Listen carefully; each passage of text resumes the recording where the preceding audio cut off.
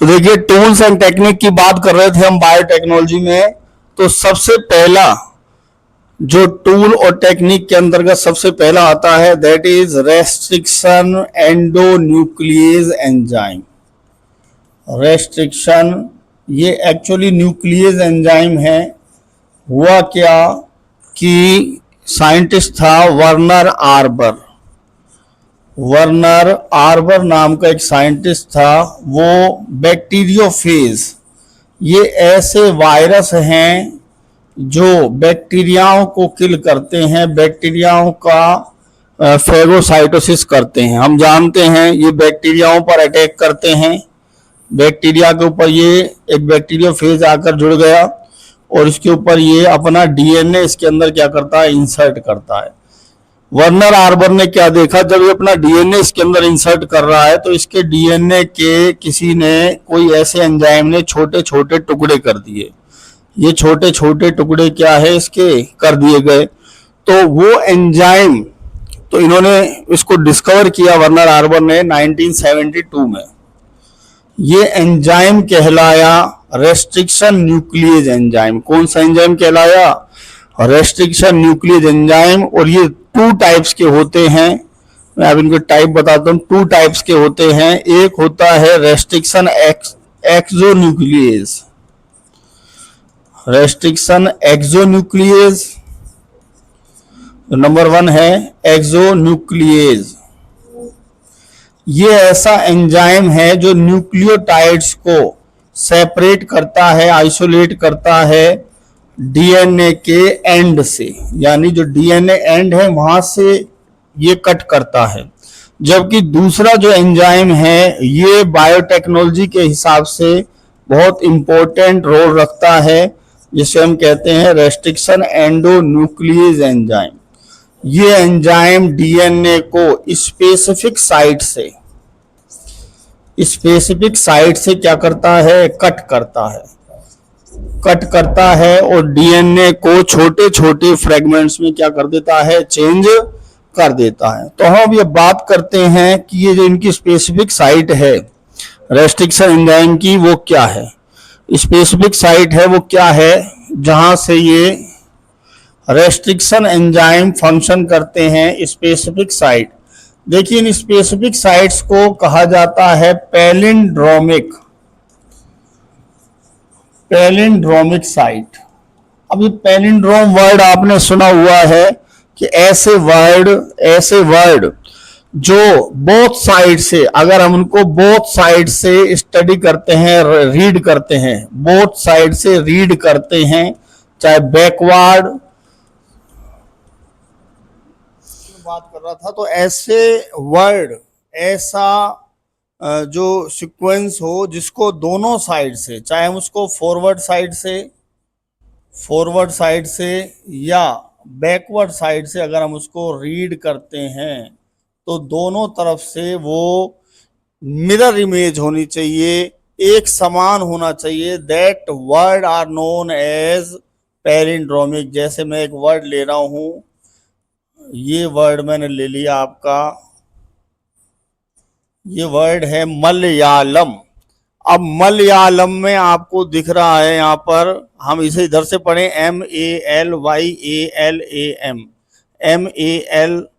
MALYALAM, दोनों side से बिल्कुल सेम वर्ड है। तो दैट इज, ऐसे ही डालडा। अब इधर से पढ़िए या इधर से पढ़िए, दोनों तरफ से क्या हो जाता है, ये सेम वर्ड हो जाता है। गगन,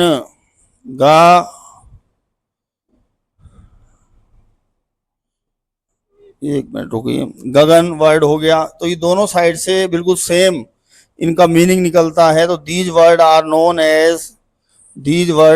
एज पैलिंड्रोमिक वर्ड। अगर हम डीएनए की बात करें, किसकी बात करें, डीएनए की बात करें, तो डीएनए में जैसे मैं एक सीक्वेंस ले रहा हूं GAATTC, ये एक सीक्वेंस है, एक ट्रेंड का सीक्वेंस है। सी के सामने कौन आएगा, जी। साइटोसिन के सामने ग्वानिन आता है, टी के सामने ए, इधर टी और इधर क्या है, सी। अब देखिए यहां से GAATTC और इधर से GAATTC दोनों साइड से, ये एक स्ट्रैंड इधर की तरफ, एक ट्रेंड, ये बिल्कुल मिरर इमेज है। अगर ऐसा सीक्वेंस डीएनए में कहीं भी पाया जाता है तो रेस्ट्रिक्शन एंजाइम उसे हमेशा वहीं से काटता है। जैसे मैं एक एग्जांपल आपको रेस्ट्रिक्शन एंजाइम का दे रहा हूं यहां पर, जैसे हमारा है इको आर फर्स्ट, ये एक रेस्ट्रिक्शन एंजाइम है जिसका पैलिंड्रोमिक साइट ये मैंने आपके सामने बनाया, ये इसको यहां से क्या करता है, कट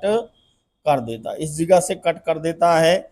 ये इसके लिए क्या है, एक पैलिंड्रोमिक साइट है। अब हम बात करते हैं रेस्ट्रिक्शन एंजाइम के नोमेनक्लेचर की। किसकी बात करते हैं, रेस्ट्रिक्शन एंजाइम के नोमेनक्लेचर की, यानी हम इसका नामकरण कैसे करेंगे। Nomenclature of restriction enzyme, restriction enzyme का नाम कैसे देंगे, रेस्ट्रिक्शन एंजाइम का नाम कैसे देंगे। तो देखिए सबसे पहली बात तो है क्या, एक्चुअली जिस बैक्टीरिया से, जैसे मान लीजिए एक ई कोलाई बैक्टीरिया के अंदर हमको ये एंजाइम मिलता है, इरिसिया कोलाई बैक्टीरिया के, और आर फर्स्ट जो स्ट्रेन है, देखिए यहाँ ये क्या है, इसका जीनस है, ये इसकी स्पीसीज है, और ये इसका स्ट्रेन है। ये तीन चीज़ें हमें नोमेनक्लेचर में चाहिए। हमें फर्स्ट जो लेटर है, फर्स्ट लेटर है वो कैपिटल लेटर में, कैपिटल लेटर जो पहला है वो कैपिटल लेटर ऑफ जीनस। जैसे मैं इसी ई कोलाई में पाए जाने वाले रेस्ट्रिक्शन एंजाइम का नाम ले रहा हूँ, तो यहाँ पर सबसे पहले यहाँ पर जो लेटर है इसका हम कैपिटल लेटर ले लेंगे ई, फिर टू स्मॉल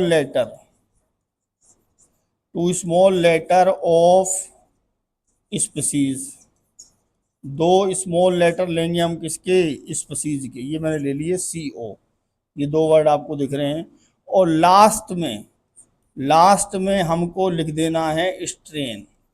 क्या लिख देना है भैया, स्ट्रेन। यहाँ पर हमारे पास स्ट्रेन है आर फर्स्ट, तो भैया ई कोलाई के आर फर्स्ट स्ट्रेन में पाया जाने वाला जो रेस्ट्रिक्शन एंजाइम है उसका नेम क्या हो जाएगा, इको आर फर्स्ट। क्या नाम हो जाएगा, इको आर फर्स्ट हो जाएगा। ऐसे ही हीमोफिलस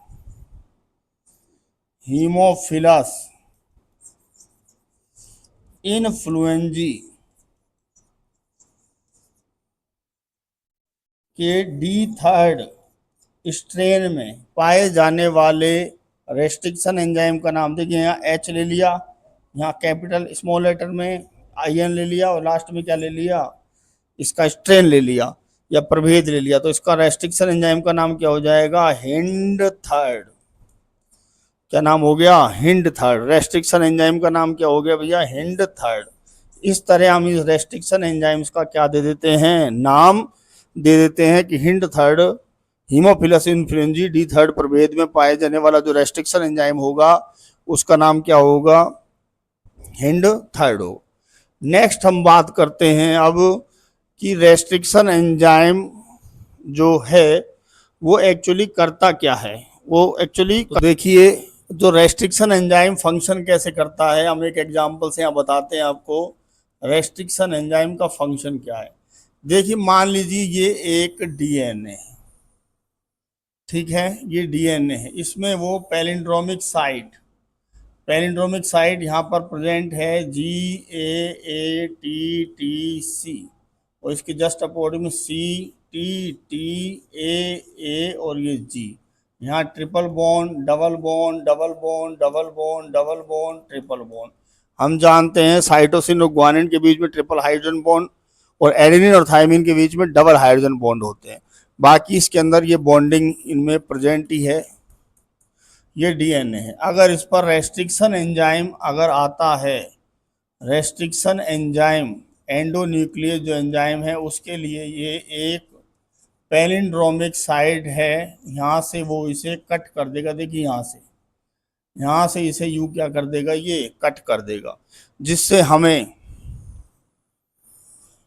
ये डीएनए का जो साइट है, ये वाला हिस्सा हमें क्या हो गया, मिल गया, जिसमें यहाँ सी है, यहाँ जी है, यहाँ ट्रिपल बॉन्ड है, और यहाँ ये टी टी ए, ये एंड जो अब डबल बॉन्ड बनाने के लिए क्या हैं, तैयार हैं। इसे हम कहते हैं स्टिकी एंड। क्या बोलेंगे हम, स्टिकी एंड। अब देखिए कमाल की बात है, इसी रेस्ट्रिक्शन एंजाइम से हमें एक दूसरा जो बाहर का जीन है, जो फॉरेन जीन है, उसे क्या करना पड़ेगा, काट कर लाना पड़ेगा। उसमें भी ऐसा ही स्टिकी एंड होगा। क्यों, क्योंकि इसी टाइप के एंजाइम से आपको उसको क्या करना पड़ेगा, कट करना पड़ेगा, जिसमें यहाँ डबल बॉन्ड बनाने के लिए ये तैयार है, यहाँ ट्रिपल बॉन्ड प्रेजेंट है। ये एक फॉरेन जीन है, फॉरेन जीन है, जिसे आप सेम रेस्ट्रिक्शन एंजाइम से क्या है, काट कर लाए हैं। तो ये आकर यहाँ पर क्या हो जाएगा, यही है AATTC, और यहाँ पर क्या प्रेजेंट है, जी, ये आपस में, और यहाँ पर ये इनके स्टिकी एंड प्रेजेंट हैं। अब इधर जो हमारा डिजायरेबल जीन है उसको हम यहाँ पर ले आए, उसे हम यहाँ ले आए और इसके पास में लाकर यहाँ पर क्या कर दिया, हमने पहुँचा दिया। यहाँ पर जी है, यहाँ ट्रिपल बॉन्ड है, और यहाँ क्या है, सी, यहाँ पर ये टी टी और ए। तो ये यहाँ पर धीरे धीरे इसके साथ क्या कर लेगा, बाइंड अप बना लेगा in the presence of DNA ligase enzyme. कौन से एंजाइम की प्रेजेंस में, डीएनए लाइगेज एंजाइम की प्रेजेंस में। तो एक फॉरेन जीन और जिसमें आपने इसको जोड़ा है, तो मिलकर ये जो पूरा डीएनए बनाएंगे, जिसमें डिजायरेबल जीन आ गया, that is known as recombinant DNA. क्या कहलाता है ये, रिकॉम्बिनेंट डीएनए कहलाता है। तो रिकॉम्बिनेंट डीएनए का हम क्या कर लेंगे, फॉर्मेशन कर लेंगे। तो इस तरह रेस्ट्रिक्शन एंजाइम क्या करता है, फंक्शन करता है। अब दूसरा फैक्टर बायोटेक्नोलॉजी का हम दूसरा जो है separation of, number 2, separation of DNA fragment. अब ये जिस मेथड से होता है, that is known as gel electrophoresis. Gel electrophoresis. देखिए अब ये है क्या चीज, हमें स्मॉल फ्रेगमेंट जो डीएनए रेस्ट्रिक्शन एंजाइम छोटे छोटे टुकड़े कर देगा, उन फ्रेगमेंट्स को अलग कर, जो जीन हमको डिजायरेबल है ना उसको हमने अलग निकालना है। तो उस जीन को अलग निकालेंगे तो उसको कौन से प्रोसेस से निकालेंगे, दैट इज जेल इलेक्ट्रोफोरेसिस। अब देखो इसका नाम इलेक्ट्रोफोरेसिस क्यों पड़ा, क्योंकि ये चार्ज्ड मॉलिक्यूल यानी आवेशित अणुओं को एक विद्युत क्षेत्र में यानी एक इलेक्ट्रिक फील्ड में सेपरेट करने का क्या है, एक प्रोसेस है। That's why it is known as electrophoresis. और ये सारी प्रोसेस एक जेल में होती है, तो इसलिए इसको जेल इलेक्ट्रोफोरेसिस कहते हैं। मैं आपको डायग्राम से समझाता हूं। इसमें एक बॉक्स जैसी स्ट्रक्चर होती है, इस तरह का एक बॉक्स होता है। ये बॉक्स जैसी क्या है, एक स्ट्रक्चर है, ठीक है।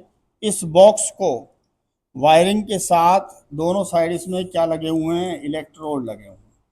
दोनों साइड क्या लग रहे हैं, इलेक्ट्रोड, और जिनको एक वायरिंग के थ्रू हमने किससे जोड़ रखा है, बैटरी से क्या कर रखा है भैया, जोड़ रखा है। इसमें भी यहाँ पर दो वेल बने हुए हैं, यहाँ पर वेल्स बने हुए हैं, दीज आर वेल्स। ये वेल्स हैं जिसके अंदर हम वो डीएनए के मॉलिक्यूल्स, डीएनए जो मॉलिक्यूल है पूरा, और साथ में इसके अंदर हम रेस्ट्रिक्शन एंजाइम क्या कर देते हैं, डाल देते हैं। रेस्ट्रिक्शन एंजाइम क्या कर देते हैं, डाल देते हैं। साथ में इनमें जो डीएनए को कलर करने वाले, जिससे विजिबिलिटी बहुत अच्छी हो जाए, मैथिलीन ब्लू या कभी कभी ETBR, एथिडियम ब्रोमाइड, ये हम इसमें कलर स्टेन इसके अंदर साथ डाल देते हैं, जिससे इसकी विजिबिलिटी क्या हो, अच्छी हो। रेस्ट्रिक्शन एंजाइम अपना काम करेगा, डीएनए मॉलिक्यूल्स क्या हो जाएंगे, डीएनए मॉलिक्यूल्स क्या हो जाएंगे क्या हो जाएंगे भैया, फ्रेगमेंटेशन हो जाएगा इनका और डीएनए मॉलिक्यूल्स टूटकर छोटे छोटे फ्रेगमेंट्स में बदल जाएंगे, that are known as gene. अब सबसे इंपॉर्टेंट बात जो ये है कि इसके अंदर यहाँ पर इसके अंदर एक जेल भरा हुआ है। इस बॉक्स में एक जेल भरा हुआ है। ये जो जेल है ये मोस्टली अगर बड़े मॉलिक्यूल्स हैं तो हम इसमें लेते हैं एगारोज जेल। क्या लेते हैं भैया? Agarose gel. कौन सा जेल लेते हैं? एगारोज जेल, जो मिलता है हमको जो मेराइन एल्गी हैं, मेराइन एल्गी हैं, जैसे अपना हो गया जेलिडियम, जेलिडियम और ग्रेसिलेरिया, इनसे मिलने वाला ये एगार एगार नाम का जेल है जो इसके अंदर भरा जाता है। आजकल एक कृत्रिम आर्टिफिशियल जेल आ गया है जिसका नाम है एक्रिलेमाइड, ये पॉली एक्रिलेमाइड, वो जेल भी हम क्या करते हैं, छोटे अगर डीएनए पार्टिकल्स हैं। देखिए एक्चुअली है क्या कि इस जेल के बीच में छोटे छोटे से पोर्स होते हैं, इसलिए ये एज ए मोलेकुलर फिल्टर की तरह, यानी ये छन्नी की तरह काम करते हैं जिसमें से डीएनए पार्टिकल्स आराम से क्या हो सके, मूव हो सके। अब देखिए हम जानते हैं डीएनए जो होता है वो नेगेटिवली चार्ज होता है। जब जब इसमें हम करंट का फ्लो करेंगे, करंट इसमें हम क्या करेंगे, फ्लो कराएंगे, तो उस कंडीशन पर डीएनए के पार्टिकल्स हो गए, जो छोटे पार्टिकल्स हैं वो तो जल्दी जल्दी आगे की तरफ, उससे बड़े उससे थोड़ा पीछे, उससे बड़े थोड़ा और पीछे, उससे बड़े, जो जितना बड़ा पार्टिकल होगा उतना स्लो जाएगा, जितने छोटे डीएनए फ्रेगमेंट होगा तेजी से जाएगा।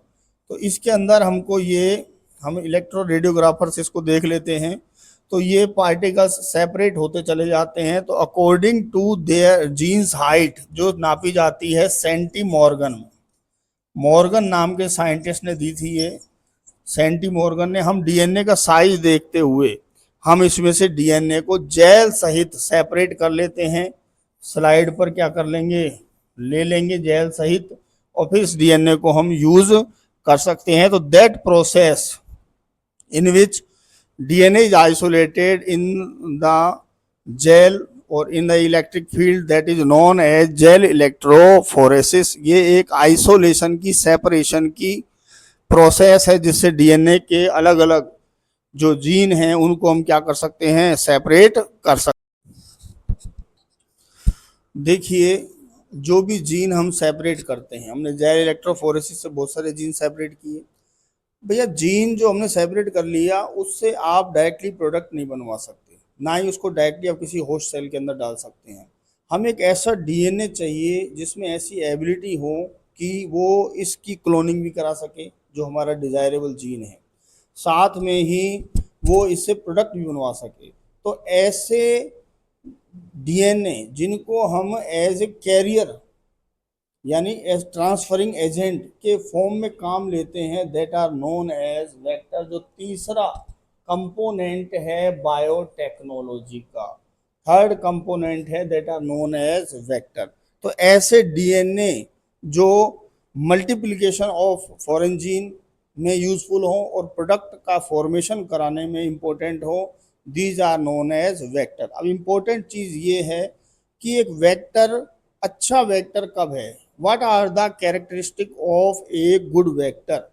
तो एक गुड वेक्टर के जो कैरेक्टर्स हैं, एक गुड वेक्टर कौन है, उसमें क्या कैरेक्टर्स होने चाहिए, तो वो कैरेक्टर्स हम यहाँ पर क्या करेंगे, समझेंगे।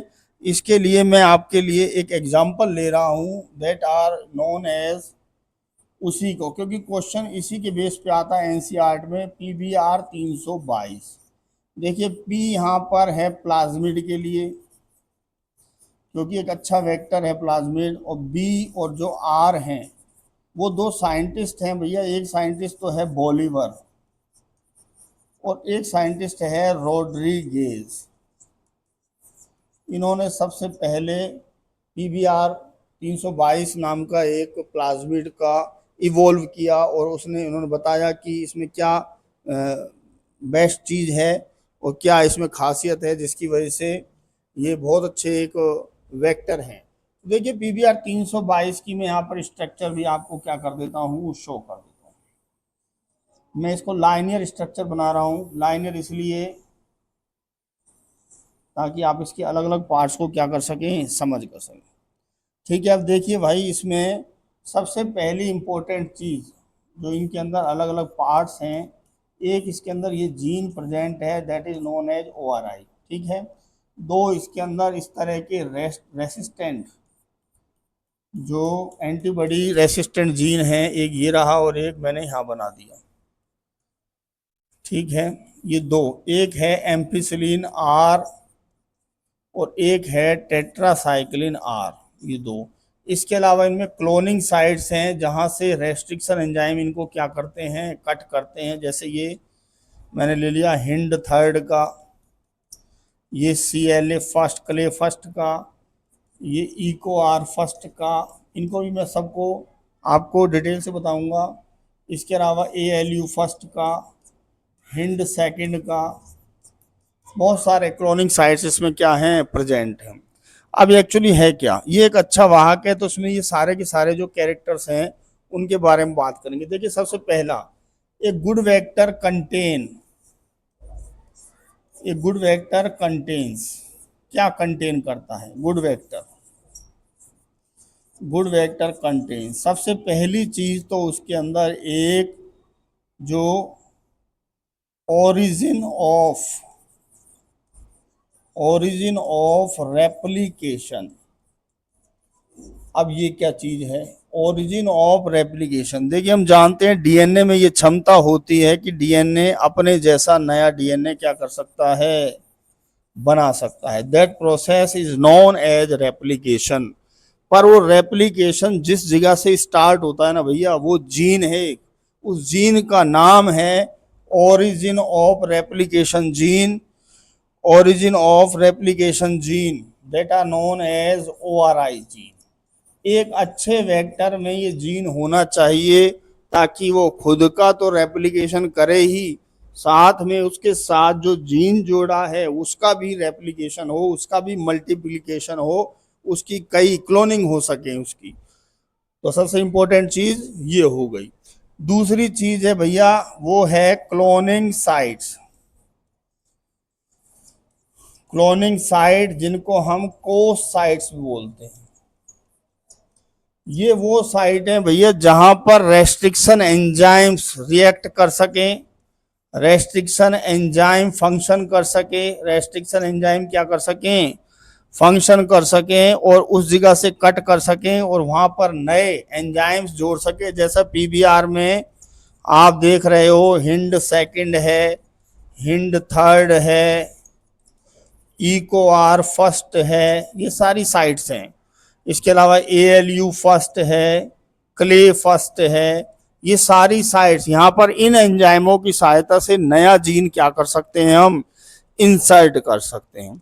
और तीसरी जो चीज है वो सबसे इंपॉर्टेंट है, वेरी इंपॉर्टेंट, मैं थर्ड यहाँ ले रहा हूं, that is known as selectable marker, that are known as selectable marker. अब ये क्या चीज है, मैं आपको एक खास बात बताता हूं कि हम चाहे जब भी बीमार होते हैं, हमारे अंदर कोई भी बैक्टीरियल या वायरल इन्फेक्शन होता है, हम कोई भी एंटीबायोटिक ले लेते हैं। एंटीबायोटिक का काम ये है कि उन बैक्टीरियाओं को जाकर बॉडी में क्या कर देना, डेड कर देना। बॉडी में जाकर वो बैक्टीरिया क्या हो जाएंगे, डेड होंगे। पर भाई एक बात ध्यान रखना, 99% बैक्टीरिया डेड हो जाएंगे, पर 1% बैक्टीरिया तब भी बच जाएंगे चाहे आप कितना ही एंटीबायोटिक यूज कर लीजिए।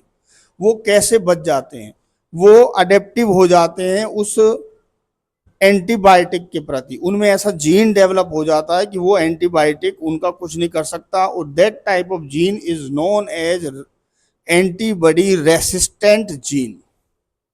उस एंटीबॉडी के खिलाफ क्या हो गए, वो रेसिस्टेंट हो गए, वो एंटीबॉडी अब उन बैक्टीरियाओं का कुछ नहीं कर सकता। अब ऐसे ही रेसिस्टेंट जो एंटीबायोटिक रेसिस्टेंट जीन है, जैसे मैंने यहाँ दो जीन दिखाए, एक टेट्रासाइक्लिन आर और एक एम्पिसिलिन आर, यानी अगर ये प्लाज्मिड किसी भी बैक्टीरिया में है तो उनका ये ना तो टेट्रासाइक्लिन ना ही एम्पिसिलिन जो एंटीबॉडी है कुछ नहीं बिगाड़ सकता भाई। ये इनका कुछ नहीं उखाड़ सकते दोनों एंटीबॉडीज, जिसमें ये वाला प्लाज्मिड है। अब इस चीज का हमें क्या फायदा है वो सुनिएगा कि ये जीन होने जरूरी हैं। ये जीन इसलिए होने जरूरी है कि आपने मान लीजिए इसके अंदर एक नया जीन क्या कर दिया, यहाँ पर डाल दिया। अब इस जीन को हम किसी होस्ट सेल में डालकर और इस जीन से प्रोडक्ट बनवा रहे हैं, वहां ये अब एक ट्रांसफॉर्मेंट है, क्योंकि नया जीन डल गया। जो भी होस्ट बनेगा जिसमें ये प्लाज्मिड डल जाएगा वो ट्रांसफॉर्मेंट हो जाएगा। तो इनका तो डेवलप हम उसी में डेवलप करेंगे जिनसे ये रेसिस्टेंट है। जैसे टेट्रासाइक्लिन से रेसिस्टेंट है तो हम उस घोल में जो कल्चर मीडियम है उसमें टेट्रासाइक्लिन आर एंटीबॉडीज रखेंगे, क्योंकि इसका तो कुछ बिगड़ेगा नहीं। पर अगर कोई और वायरस बैक्टीरिया वहां आते हैं वो डेवलप नहीं हो पाएंगे, सिर्फ यही डेवलप हो पाएगा। तो ये मतलब नॉन ट्रांसफॉर्मेंट्स को तो डेड कर देता है, जबकि जो ट्रांसफॉर्मेंट्स हैं जिनमें हमने उनको रूपांतरित किया है, रूपांतरज हैं जिनमें हमने नया जीन डाला है, वो तो डेवलप होंगे। पर जो नॉन ट्रांसफॉर्मेंट है, अरूपांतरज है, उनकी ग्रोथ वहां पर नहीं होगी। वो एंटीबॉडीज की वजह से क्या हो जाएंगे, डेड हो जाएंगे। These are known as selectable marker. तो ये है क्या, ये है antibody resistant gene. Resistant gene, और जब हम ग्रो करेंगे जब बताएंगे इनके बारे में। जैसे यहाँ PBR 322 में एम्पिसिलिन आर है और एक टेट्रासाइक्लिन आर है। तो ये तीन विशेषता होती हैं वेक्टर की। अब देखिए वेक्टर कितने टाइप के, अब वेक्टर कितने टाइप के अब यहाँ से देख सकते हैं, खूब आप स्क्रीनशॉट ले सकते हैं। ठीक है, तो यहां से आगे बात करते हैं हम types of vector. Type of vector, vector कितने टाइप के होते हैं। सबसे इंपॉर्टेंट और सबसे ज्यादा यूज जो होता है that are known as plasmid. Number 2 है कॉस्मिड। नंबर 3 है फॉस्मिड। नंबर 5 जो है, सॉरी 4 है that is known as bacteriophage. Bacteriophage. और नंबर जो 5 है ये आर्टिफिशियल क्रोमोसोम है।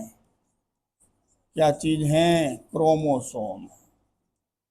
ठीक है भैया, ये मोस्ट ऑफ वेक्टर्स हैं जिनको हम आज के ज़माने में बायोटेक्नोलॉजी में यूज़ कर रहे हैं, जिनमें सबसे पहले हम स्टडी करेंगे किसकी, प्लाज्मिड की। इनकी स्टडी करेंगे प्लाज्मिड क्या है भैया। एक बात सुनिए, देखो नाम से ही पता लग रहा है प्लाज्मा, ये किसी भी बैक्टीरिया का खुद का डीएनए, ठीक है, जिसको न्यूक्लियर डीएनए कहते हैं। इसके अलावा अगर प्लाज्मा में कोई सर्कुलर डीएनए प्रेजेंट हैं, सर्कुलर डीएनए प्रेजेंट हैं, these are known as plasmid.